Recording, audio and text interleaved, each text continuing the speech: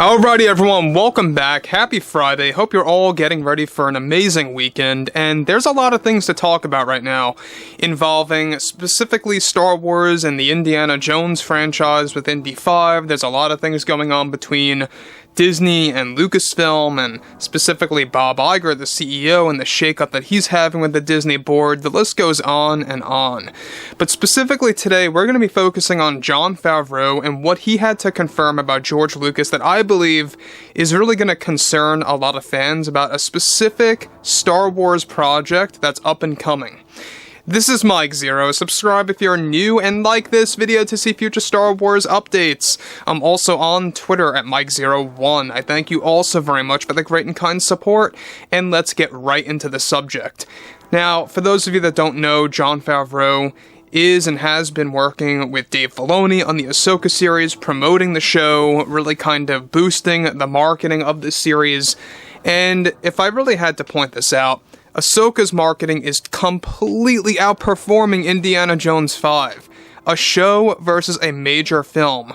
And that's embarrassing on Kathleen Kennedy's part, because that just goes to show you that Team Favreau and Filoni outperform Team Kathleen Kennedy, without a doubt.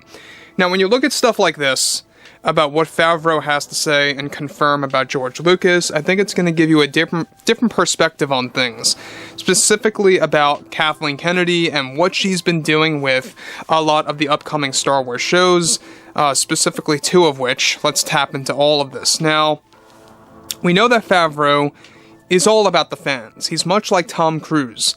It's all about the fans. He cares about the fans, cares about the audience. He thinks audience, not numbers. So let's get right to it, alright?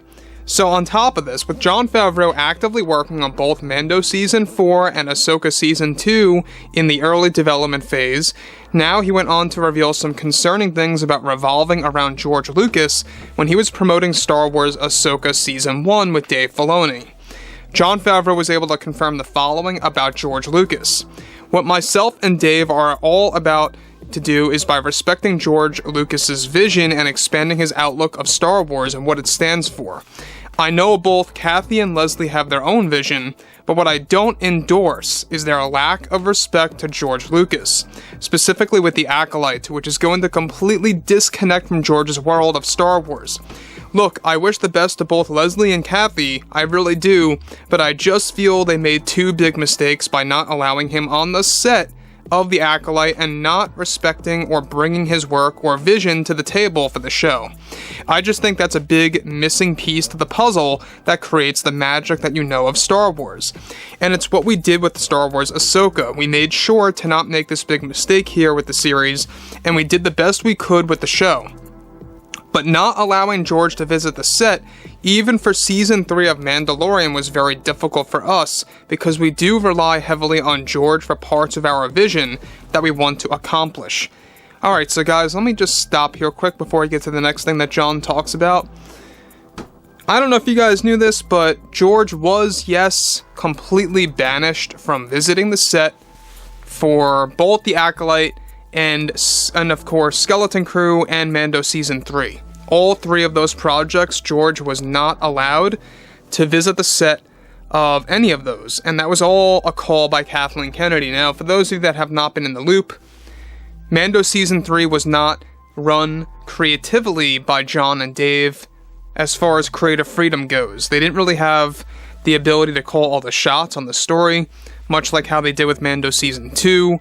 This, of course, was due in part because Kathy Kennedy wanted to use Season 3 as basically the big finale to wrap things up before moving on to a reset for Mando Season 4, which now Jon and Dave are embracing. Now, what's interesting about this is that she's not becoming a part of Mando 4, let alone Ahsoka Season 2. She also had no creative say in Ahsoka Season 1. Which is why I think fans should give that show a shot. But what's really concerning here is what Kathleen Kennedy did to George Lucas and what Jon Favreau confirmed about Leslie Headland calling the shots with Kathy Kennedy on the Acolyte by not allowing him on set here, and also for Skeleton Crew, and also for Mando Season 3. That's 3 total projects that George Lucas was completely shut off and restricted from even visiting or getting a glimpse of the set or even offering or contributing to the overall creative process.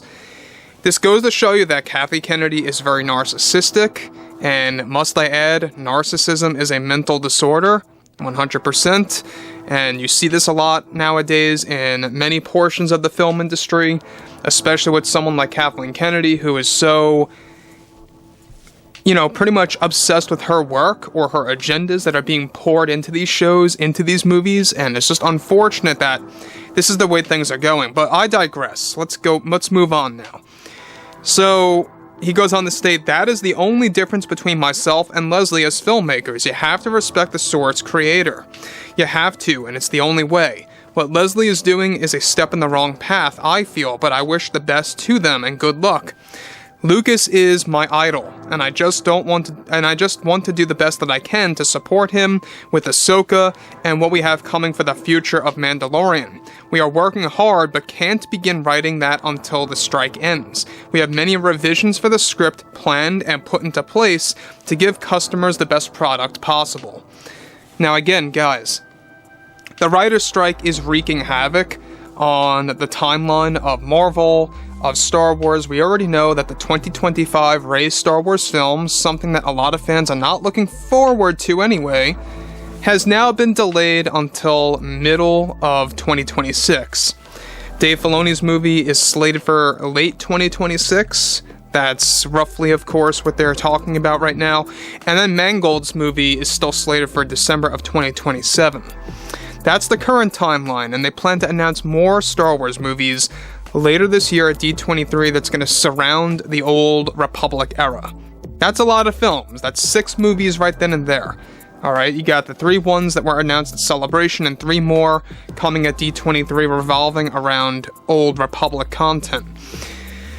Maybe it's oversaturation, I don't believe so, as long as there are going to be good stories, but I don't really have any faith in the Rey movie. I'm sorry, but Daisy Ridley, she could contribute to the table if perhaps they completely reinvent the character, but Stephen Knight, I don't believe is going to do that. I don't really believe in this writer. I really don't believe he has it, but that's just my opinion.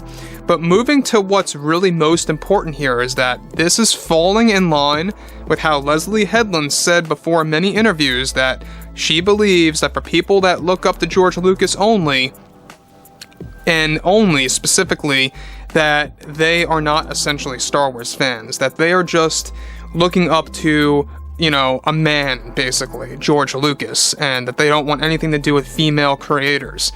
She stated this several times, and it really gets very redundant, or repetitive, I should say, and it just comes to show you that they don't care about the fans. At least Kathy and Leslie don't.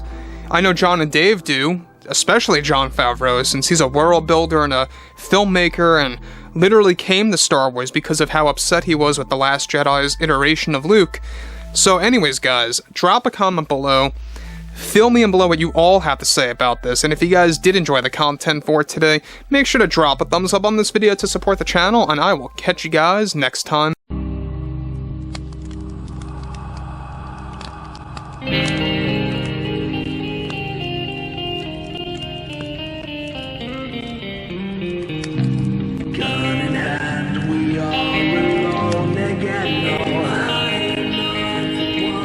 From night